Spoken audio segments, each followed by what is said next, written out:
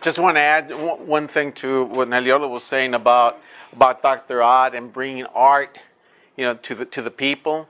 And one of the things that we've done is actually we have this, not just the mural there at the high school.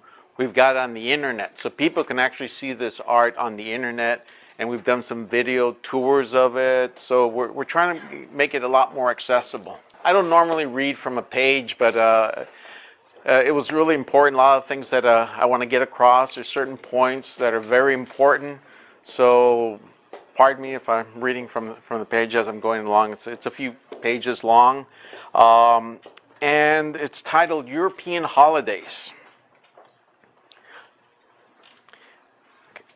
European holidays, our participation in our own genocide. Genocide is defined by David Stannard in American Holocaust as the coordinated and planned annihilation of a national, religious, or racial group by a variety of actions aimed at undermining the foundations essential to the survival of the group as a group. Raphael Lemkin conceived the genocide as a composite of different acts of persecution or destruction.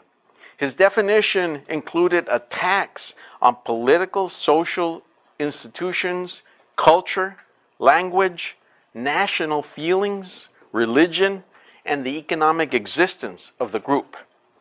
Even non-lethal acts that undermined the liberty, dignity, and personal security of members of a group constituted genocide if they contributed to the weakening of the viability of the group. That's kind of, we've been weakened. Our viability, our economic way of sustaining ourselves has been damaged and is continuing to be damaged.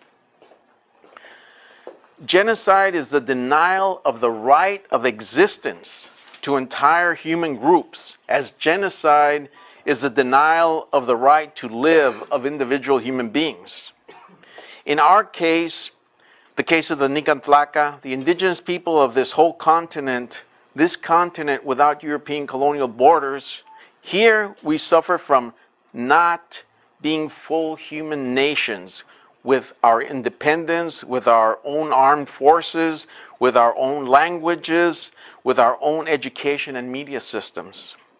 Every day, we are being annihilated, mutilated in such a way that we are not able to economically, psychologically, or in any way be free from our slavery to Europeans. We participate in this genocide. We are the victims and the perpetrators by our ignorance, or by knowing the truth and being too cowardly to act, thus becoming traitors to ourselves and to our people. We participate in our own genocide when we know that we are an occupied people, a colonized people, a people who are being robbed every day of the wealth of their continent's mineral wealth. Most of our people know at least a little bit of what this colonialism and genocide is all about, at least in a superficial way. Thus, we participate in our own genocide by doing nothing. Nothing to stop or lessen the effects of colonialism, nothing to stop white supremacy. We need to understand that white supremacy, colonialism, and capitalism are the evil webs that poison us on our continent, that make us slaves, that keep us ignorant of the full truth.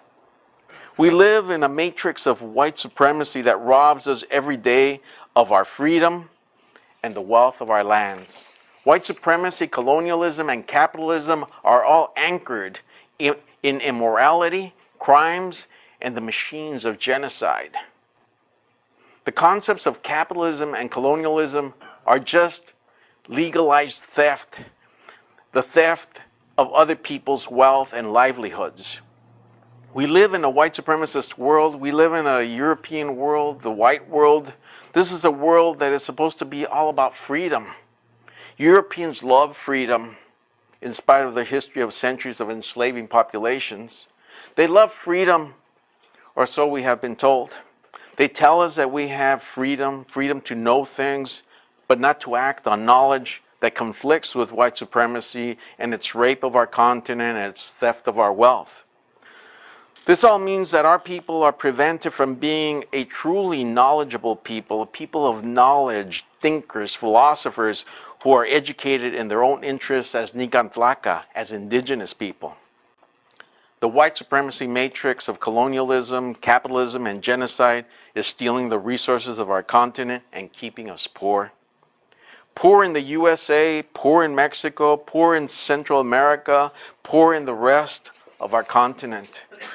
They need us to stay ignorant, in fear, cowardly, terrorized, and going through the process of genocide, participating in genocide, which includes assimilation, being mislabeled as foreigners on our own land, labeled as Hispanic, Latino, to have us disconnect from our Tezcatlipoca heritage.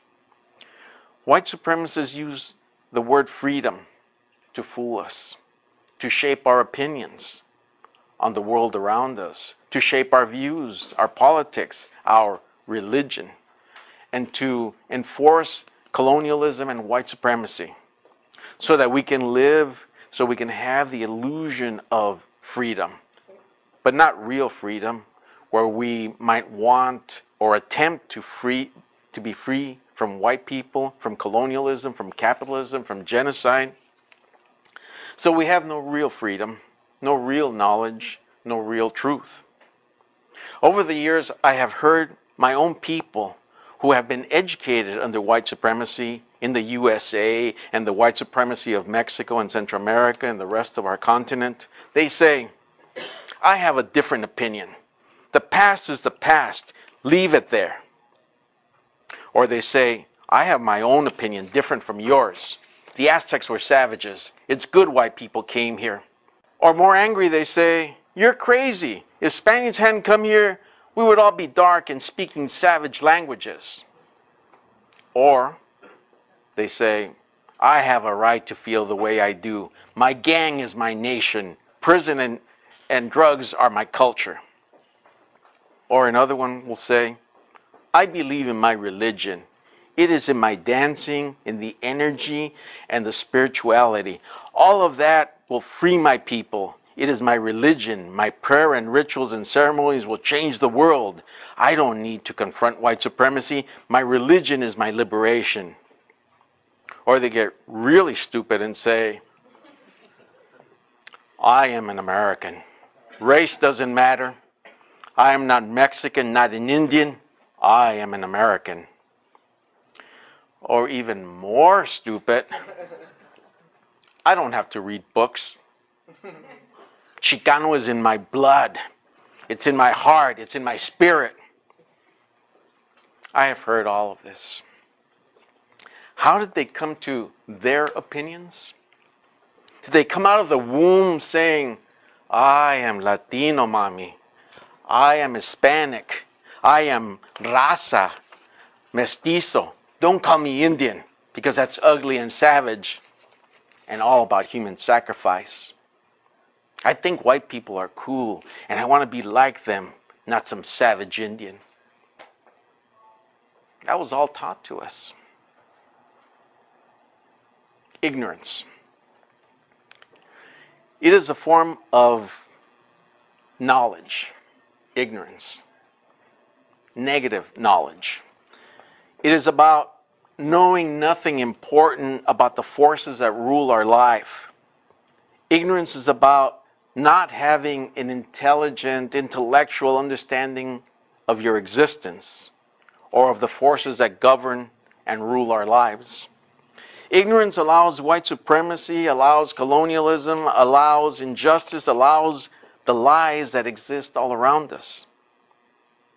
But even when we have knowledge in the form of understanding white supremacy, there is always fear, the cowardice, or the treason that comes to those who have too much money to lose, too much job to lose, too much something to lose.